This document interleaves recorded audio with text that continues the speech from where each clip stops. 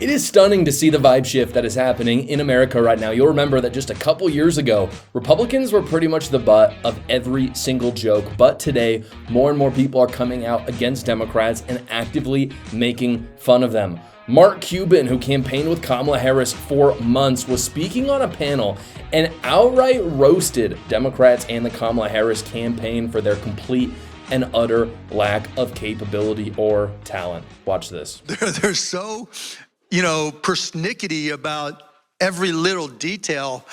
And that's why the Republicans at the presidential level, I don't want to say kicked their ass because it wasn't like it wasn't a runaway, but like I said, Donald Trump can sell. If you gave the Democrats a dollar bill and said, you can sell these for 50 cents, they would hire 50 people to decide if they really, to try to figure out how to do it, and then would not know how to sell a dollar bill for 50 cents. If you gave it to Donald Trump and said, sell this dollar bill for $2, he'd figure out a way, right? He'd tell you that $2 bill is huge. It's, it'll get you gold tennis shoes. It'll get you a Trump meme coin. That's the problem, and that's what I learned. And so I got to the point after the first event I went to, I said to the Harris people, you're not allowed to say a word to me. I don't care what you think. I'm just going to do what I think is right. And that's what I tried to go out there and do. And I told them, I don't want to go talk to Democrats. I want to talk to Republican and independent business people, because I truly believe that, chaos is bad for business, and that's what we're seeing now. So Mark Cuban is actually right about all of that, which is surprising considering that Mark Cuban actually went loco crazy during the election and campaigned for Kamala Harris. The Republican Party and the Democrat Party have completely inverted at this point in terms of strategy and talent, I would say. The Republicans used to be the ones, you'll remember, that were very persnickety, like Mark Cuban says. The narrative was always this: well, Democrats are going to play this game, they're going to play dirty, they're going to do the ballot harvesting, all that, and we're too good for that. We're not going to play by those rules.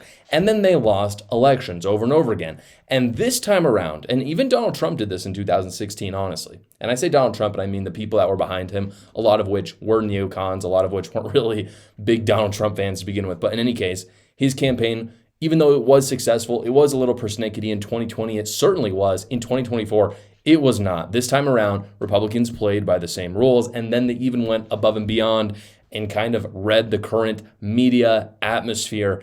And they did things like go on Joe Rogan and talk to a lot of podcasts and just be kind of a normal person that Kamala Harris couldn't do. And ultimately, it put them over the top. Democrats did not. But here's the thing. What Mark Cuban said at the end is the real problem. He said that he told Kamala Harris's team that he just wanted to be normal. He had to be himself. Don't tell me anything. Just let me say whatever I wanted to say. And that was the cardinal sin, guys. Mark Cuban can't do that. That is ultimately why they axed him, because you are not allowed to say anything except the establishment narrative in the Democrat Party. Anything at all that deviates from that is not allowed. If you go off on your own, you're disowned. And Mark Cuban had this kind of weird mixture of establishment Democrat, like he would defend a lot of weird establishment things that didn't seem very much like the things he had believed in or said in the past. But then he did have kind of this business savvy practicality to him that he talks about in that video. And even that mixture, even though it still had a lot of establishment Democrat in him, was not enough for the Democrat elite. If you're a business owner and you manage a remote team, I want to introduce you to a partner of this show, Monetask. Monetask is a powerful time tracking and employee monitoring software designed for remote teams and businesses. Monetask is perfect for agencies, freelancers, or if you manage a remote team and want insight into work hours without having to micromanage them. With Monetask, you get automatic time tracking, URL, and app monitoring to see where work hours are going, reports and analytics for better project management, payroll integration to streamline payments, and stealth mode for 24/7 productivity insights. I personally love Monetask because it's incredibly easy to get started. They have a no credit card required 10-day free trial. So if you manage freelancers or remote workers, you have got to check them out. They are a game changer for that type of business. Go check them out right now at monetask.com. That is monitask.com, or you can go to the link in the description below. Gavin Newsom is the laughingstock of the whole country today because he announced he is starting his own podcast. Take a look. We need to change the conversation, and that's why I'm launching a new podcast. And this is going to be anything but the ordinary politician podcast. I'm going to be talking to people directly that I disagree with, as well as people I look up to. But more important than anything else, I'll be talking directly with you, the listener. Real conversations. What's going on with the cost of eggs? What are the impacts, real impacts to you around tariffs? What power does an executive order really have? And what's really going on inside of Doge? Look, there's an onslaught of information that we take in. So let's take it to the sources without the typical political mumbo jumbo. In the first few weeks, we're going to be sitting down with some of the biggest leaders and architects in the MAGA movement. This is Gavin Newsom. The 2028 Democrat primary begins, guys. To be clear, this is only existing for his political career and not for Californians, which is really fitting because if you look at his career, it's pretty much just example after example of putting himself above his constituents, from his COVID policy to the rest. I mean, he's made himself much more richer, made his constituents much more poorer. He says he's going to have MAGA voices on. If that's true, I think that is cool because I would love to see MAGA voices destroy Gavin Newsom on his own podcast. I like people across the aisle talking. That's just something I'm really interested in, so it's great.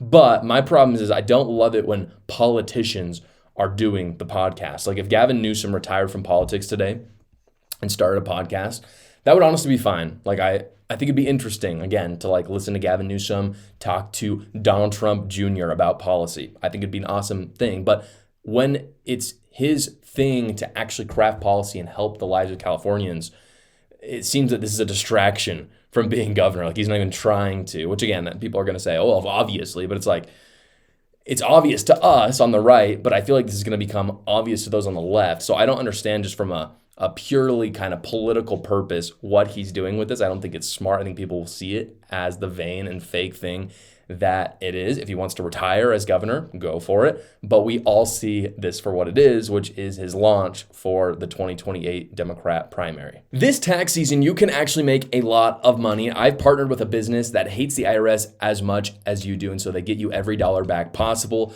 Quick Tax America. Quick Tax America has already gotten its average tax returner $3,000 back from the IRS, and they do all federal tax returns for only $69. It's a completely transparent price because it's their only price, guys, no matter how complicated your taxes are. They also do all the work for you, so no more spending 4 hours on those big online services. All you have to do with Quick Tax America is simply upload your files, answer a few basic questions, and schedule a 15-minute finish your return call with a tax professional, and they do all the rest. So go check them out at quicktaxamerica.com, or you can go to the link in the description below. Thank you so much for watching, guys. If you haven't already, go down below, like the video, subscribe to my channel, and watch another video.